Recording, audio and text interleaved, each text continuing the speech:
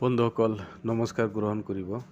কেতিয়াবা ভিডিঅ' এটি নবনালে ভাল নালাগে। যেতিয়া কিছুমান কথা শুনিবলৈ পাওঁ, বিশেষকৈ আজি মুখ্যমন্ত্ৰী ডাঙৰীয়া এটা ভিডিঅ'ত দেখা পালোঁ। তেখেতে কৈ আছে যে আমি বাংলাদেশী মিয়াৰ অঞ্চলত কাম নকৰোঁ। বাংলাদেশী মিয়াৰ ওচৰত কংগ্ৰেছে যায়, কংগ্ৰেছে যোৱাৰ কাৰণে তেখেতসকলে কংগ্ৰেছক ভাল পায় বা কংগ্ৰেছে বাংলাদেশী মিয়াৰ লগত মিলি পেলাই এখন বৰ অসম গঢ়িব। বৰকৈ দুৰ্ভাগ্যজনক কথা আৰু লজ্জাজনক কথা, এজন মুখ্যমন্ত্ৰীয়ে এটা জাতিক, এটা ধৰ্মক পৰোক্ষভাৱে প্ৰত্যক্ষভাৱে বিভিন্ন সময়ত অৱজ্ঞা কৰি, বিভিন্ন সময়ত কটু মন্তব্য কৰি তেখেতে যেনেকৈ তেখেতৰ নিৰ্বাচনী বৈতৰণি পাৰ হ'ব বিচাৰিছে আৰু সেই কথাবিলাকত, সেই তেখেতৰ ফটুৱা কথাবিলাকত অসমৰ বহু ধৰণৰ শিক্ষিত ব্যক্তিসকলে যে সমৰ্থন কৰি তেখেতক যে আগবঢ়াই দি আছে, সেইটো বৰকৈ দুৰ্ভাগ্যজনক আৰু লজ্জাজনক। আজি 2016 চনৰ নিৰ্বাচনত যেতিয়া মোদী ডাঙৰীয়া আহিছিল, তেতিয়াও তেখেতে ক'লে যে 16 মেৰ পৰা অসমত সকলো বাংলাদেশী বিতৰণ কৰা হ'ব। এই যিটো কথা, এই কথাটোৰ জৰিয়তে আপোনালোকে কি বুজে? তেখেতে এজনো বাংলাদেশী অসমৰ পৰা খেদিব নোৱাৰিলে। তেখেতসকলে এনেকুৱা কিছুমান কথা কয়, যি কথাবিলাকে এনেকুৱা এটা পৰিস্থিতিৰ সৃষ্টি কৰে, মূলতে একো নাই, কিন্তু গোটেই পৃথিৱীখন যেনিবা ভূমিকম্প আৰম্ভ হৈ গৈছে। কিছুদিন আগত গৌৰৱ গগৈৰ কথা তেখেতে প্ৰচাৰ কৰিলে, তেখেতে পাকিস্তানী এজেণ্ট। আৰু এই কথাটোত কিছুমান একেবাৰে শিক্ষিত ব্যক্তি, জনা বুজা ব্যক্তি, এনেকৈ কথা কোৱাতে গম পোৱা যায় মানুহজন কিমান বুজি পায়। তেনেধৰণৰ বুজি পোৱা বহুত ব্যক্তিয়ে সেই কথাটোক এটা তিলকে তাল কৰি দিলে। একদম গোটেই অসমত এটা হুলস্থুলীয়া পৰিৱেশ, আলোড়নৰ সৃষ্টি কৰি দিলে যে সঁচাকৈয়ে যেন গৌৰৱ গগৈ পাকিস্তানৰ এজেণ্ট।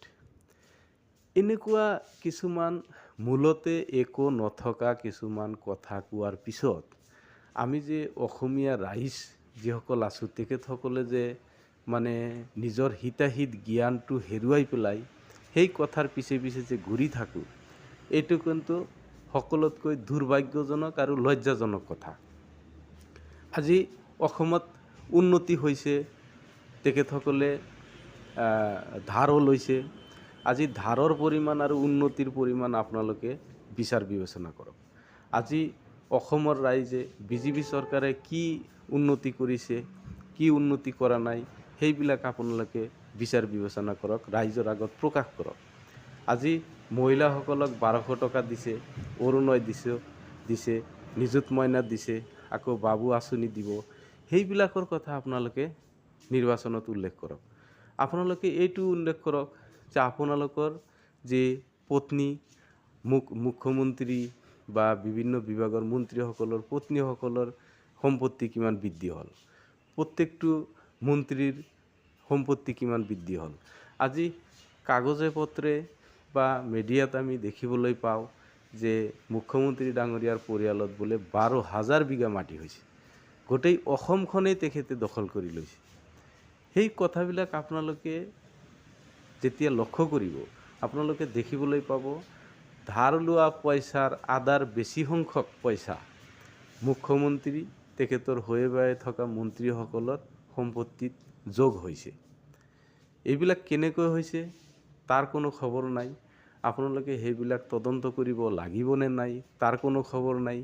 আজি আপোনালোকে চিঞৰি আছে সেই খাটি খোৱা কিছুমান মুছলমান ব্যক্তি, ঠেলা চলায়, ৰিক্সা চলায়, যিসকলে ক'ৰবাত আধা পোৱা মাটি, 1 পোৱা মাটি লৈ ঘৰ বনাইছে, সেই ঘৰটো ভাঙি দি আপোনালোকে পূৰা আনন্দ মতলীয়াল হৈ গৈছে।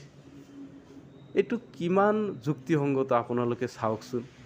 মই গোটেই অসমবাসীক এটা অনুৰোধ কৰিব বিচাৰিছোঁ। তেখেতে যে কয় ইমান বিঘা উচ্ছেদ কৰিলোঁ, সিমান বিঘা উচ্ছেদ কৰিলোঁ।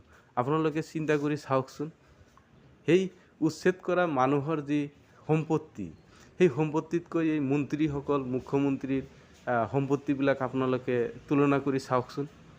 আজি অসমৰ কোনজন নিৰীহ ব্যক্তিৰ, মই খিলঞ্জীয়া অসমীয়াসকলকে কৈছোঁ, আপোনালোকৰ কোনজন ব্যক্তিৰ উপকাৰ হ'ল এই উচ্ছেদ কৰা ব্যক্তিসকলৰ কাৰণে?